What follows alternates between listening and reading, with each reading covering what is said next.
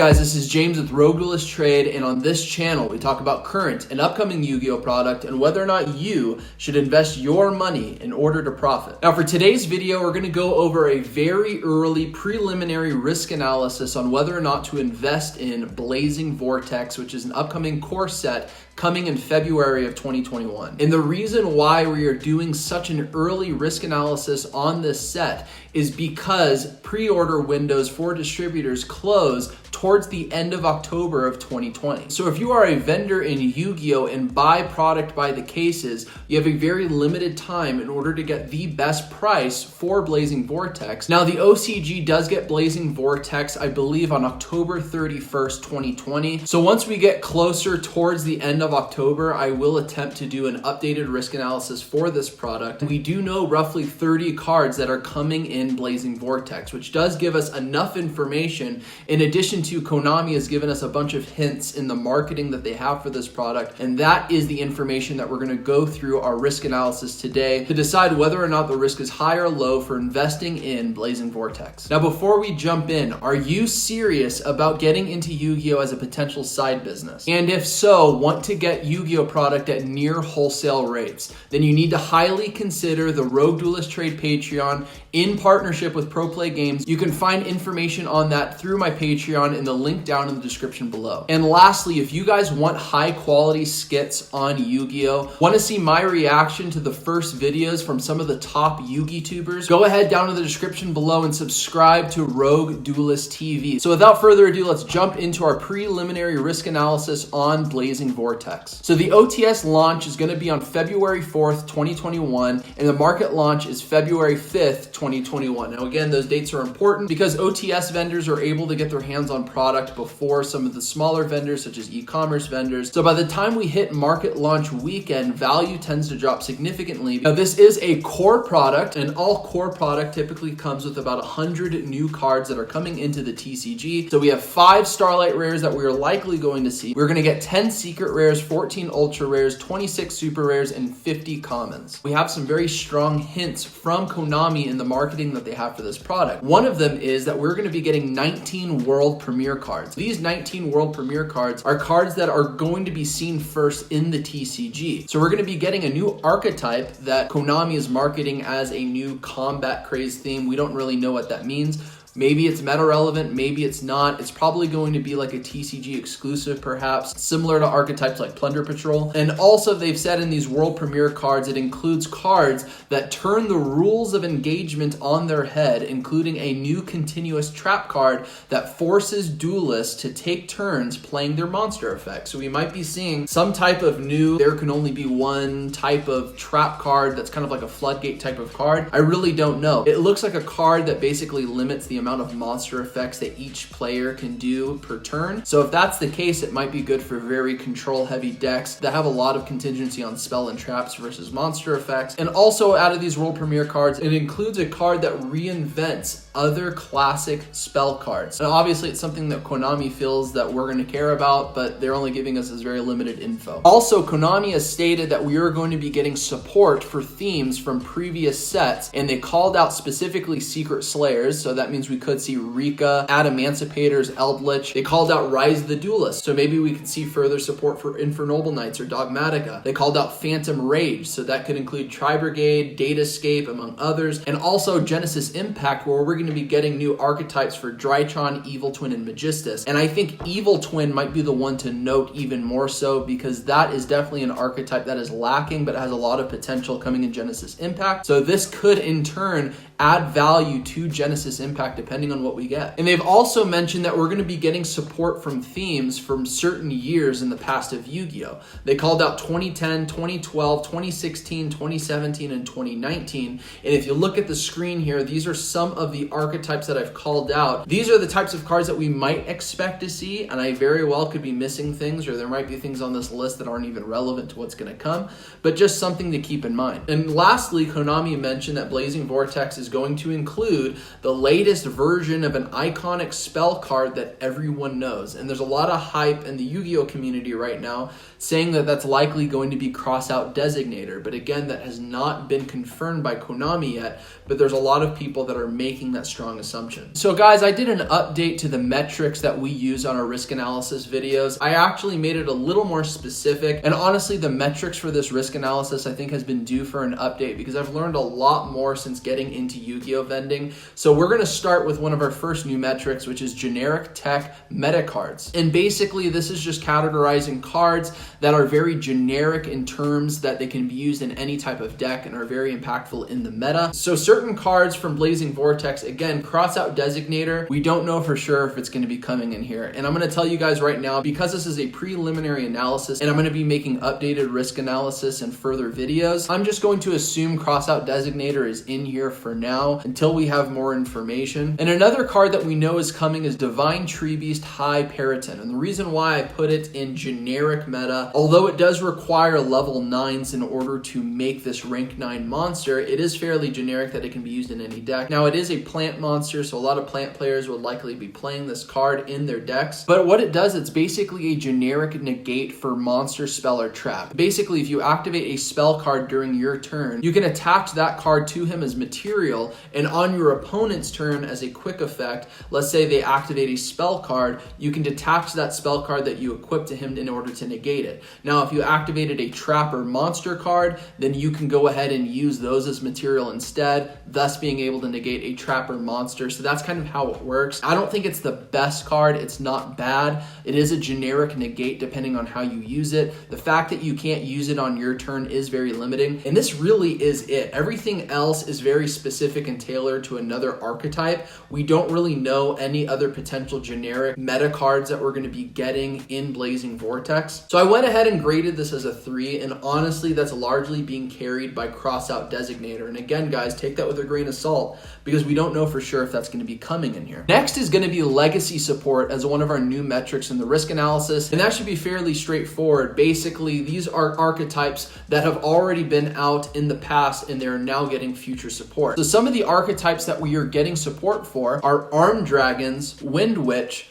Dream Mirrors, Fabled, Metal Foes or Pendulums, and Ojamas. Now, these are archetypes that have been announced in Blazing Vortex that are going to be getting some support. Now, not all of these cards are going to be holding value just because they're legacy support. So my top picks of cards out of these archetypes that I feel are going to hold some value is predominantly some of the Armed Dragon cards and some of the Metal Foe cards. Now, why I specifically narrowed down to those two is because Armed Dragons actually carry a level of value currently in today's market. It's because it's an archetype that's considered a collector anime type of archetype, and they do see some very large numbers if you want to get some of the original Armed Dragon cards, and it does make Armed Dragons a lot more playable, and it is semi-generic to where you could basically play Armed Dragons in a dragon strategy and it won't affect you in any way, shape, or form. And then also for Metal Foes, the reason why I've called that out is because Pendulums alone are actually very competitive. So the reason why I picked these specific cards,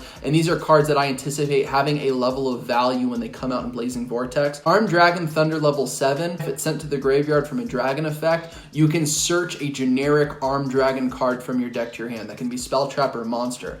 Armed Dragon level 3, the reason why I picked that is because it's a 1-card combo. You bring this card out, you can get to Armed Dragon Thunder level 10. You only need to start with at least Thunder level 3 in order to get there. Armed Dragon Flash is basically e-teleport for Armed Dragon level 3. So if you activate this card, you basically can just go ahead and special summon Armed Dragon level 3 from your deck, and it's a quick play, so that's very good. The Heavy Metal Foes Link monster, the reason why I picked that one, it's not like a crazy card, but it's very good for being able to open up additional monster zones for your Pendulum summons if you play a Pendulum deck. It's very easy to get it to the monster zone in order to open up zones. And then lastly, Metal Foes Vanisher. The reason why I picked that is because it can generate generically search any Metal Foes card similar to Armed Dragon Thunder level 7, but it can search any Metal Foes that's a spell, trap, or monster from your deck, as long as you're meeting certain activation conditions. So overall for legacy support, I went ahead and gave this a 5 for the reasons I told you guys. I think a lot of people are excited for the fact that we're going to be getting Armed Dragon support. The level mechanic that's been around since the early days of Yu-Gi-Oh! I think that's something that people absolutely loved. It's something I played when I was a kid, so I'm definitely looking forward to it from that aspect, from like a nostalgic perspective. And Metal Foes is a pendulum strategy, and pendulums is actually very competitive in today's format. So the next metric is impact to the current meta format. So these are cards or archetypes that could potentially shift our meta format, and that does not always happen in every single product. Now you might have some very meta relevant cards for the format,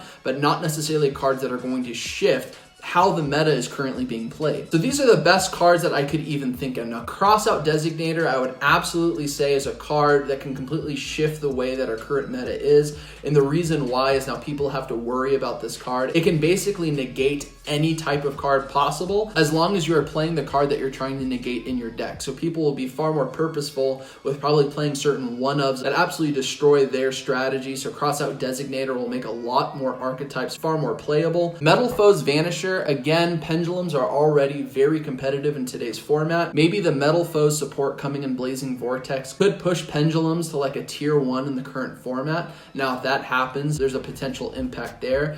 And then also, I have Armed Dragon Flash kind of with a question mark. We don't know what this Armed Dragon engine is going to do yet. It's very easy to use. Armed Dragon Flash just basically throws any level 3 Armed Dragon monster from your deck to the field. And Dragon Link is very prevalent right now. Now, I'm not saying Dragon Link is going to use this, but there's some potential to where it could be, and maybe there's something that can happen from that. And again, guys, we only know 30 out of 100 cards, thus the big question mark here. We don't really have a lot of information to really say how much Blazing Vortex is going to be impacting the meta.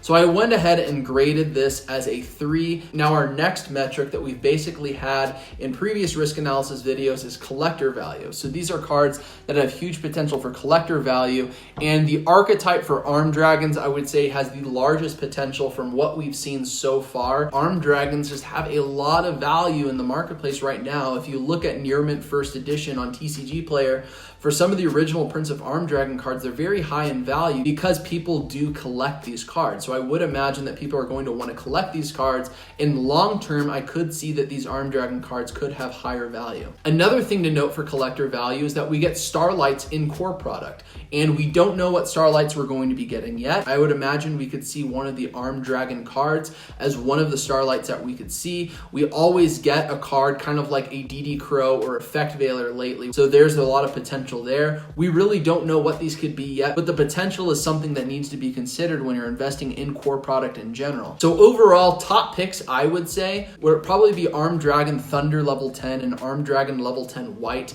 just again because of the nostalgia tied to these cards. They're kind of the boss monsters for these archetypes. And then again, Starlights just generically is something that needs to be considered. So overall, I actually graded this as one of the higher scores, as a 5. I think that collector value, interestingly enough, for a core product, is something that is very prevalent in Blazing Vortex. Now, kind of like a newer twist on one of the metrics that we've had previously, I'm calling it as reprint ratio selection. The reason why I've changed to this metric is because you really don't want a lot of reprints in a product, because when cards get reprinted, it will never be more in value than the previous print of that card or previous printings of that card. So I would say that one of the things in this product that it does have going for it, because it is a core product, is that we are getting 100 new cards in this set. So again, this is going to be one of the highest scores, which we're probably going to be seeing for core product in general, is that these are new cards coming into the TCG. There's only going to be one printing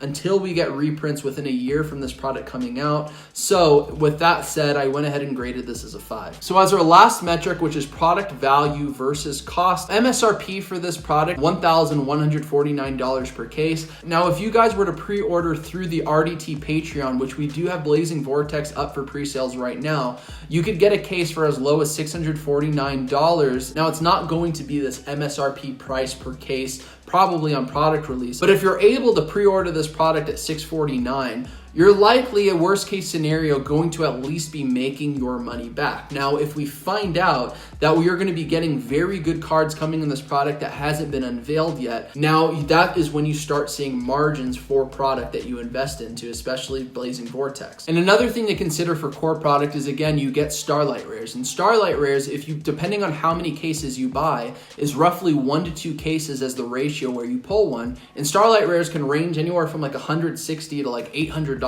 depending on the Starlight Rare. So those Starlight Rares basically just adds to your return on your investment, and it just increases your margin significantly when you see a Starlight Rare. So overall, I went ahead and graded this as a 3 just because we don't know the information yet. And honestly, for core product, I feel this should always be a 3 when grading value. All right, guys, so to conclude this video, the very first initial risk analysis score for Blazing Vortex came out to a 75%.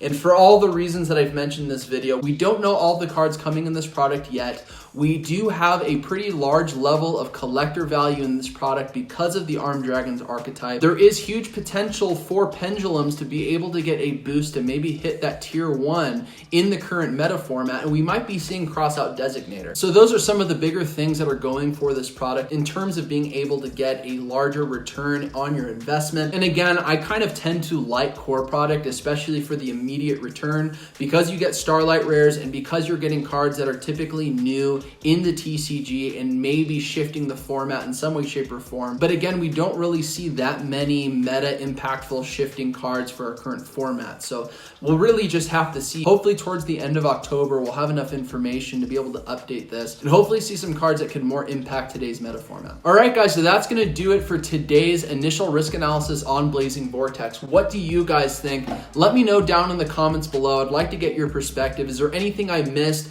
Are there any cards that you feel have promised that I didn't talk about, or maybe I underhyped? I'd really like to get your perspective. And guys, if you enjoy content on investing in Yu-Gi-Oh product, go ahead and subscribe to this channel and hit the notification bell so you guys don't miss great investing Yu-Gi-Oh content from me. And also, if you guys enjoyed today's video and want to support the growth of RogueDuelist Trade as a channel on YouTube, go ahead and like this video to help the YouTube algorithm so that we can help spread this content and grow this channel together. Now guys, don't forget, if you want to see different Yu-Gi-Oh content from me, go subscribe to my new channel, RogueDuelist TV. And also guys, if you want some help in your Yu-Gi-Oh investments and want to get product at near wholesale rates, you guys need to check out the RogueDuelist Trade Patreon in partnership with ProPlay Games. Links again are down in the description below. So I appreciate you guys stopping by, and we'll see you on the next video on RogueDuelist Trade.